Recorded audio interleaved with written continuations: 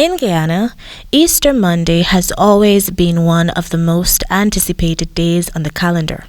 It is the day when families from across the country assemble at various parks and beaches to picnic and fly their kites. This has been the normal observance for years. However, all of that changed in 2020 when one of the worst pandemics the world has ever seen arrived in Guyana. COVID-19 has changed the way Guyanese would celebrate and observe auspicious holidays, and the first holiday to be directly affected in 2020 was the Easter celebration. Places of worship were only allowed 10 persons per service, and all the parks were closed, resulting in a muted Easter observance. Fast forward to 2021. It was the optimistic hope that things would have been at least returned to some semblance of normalcy, at least to allow some freedom in the celebration of this symbolic Christian holiday. However, with COVID-19 related deaths and new cases accelerating in recent weeks, the COVID-19 tasked up the Ante in its monitoring measures, prohibiting flying of kites and outdoor gathering.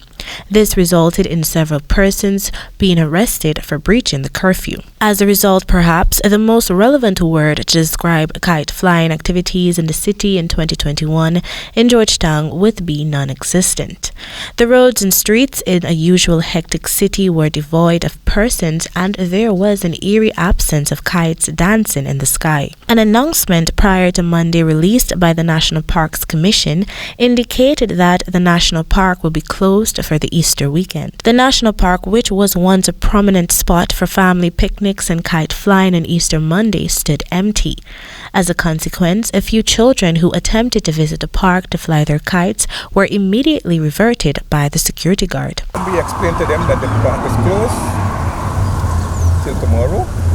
It closed yesterday and today. Due to the pandemic, no kite flying. At the Kite Seawalls, which is another popular spot for Easter Monday activities, the presence of the law enforcement officers could not be ignored, as they stood diligently and gravely guarding the barricades erected at every entry point. Meanwhile, President Irfan Ali, in his Easter message, publicly thanked all Guyanese who have made sacrifices to ensure the spread of the coronavirus is controlled, and noted that sacrifices made in the interest of others are never in vain.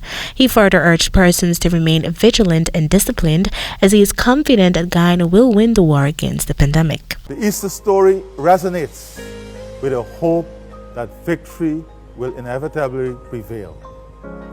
Christ's selfless sacrifice inspires us at Easter.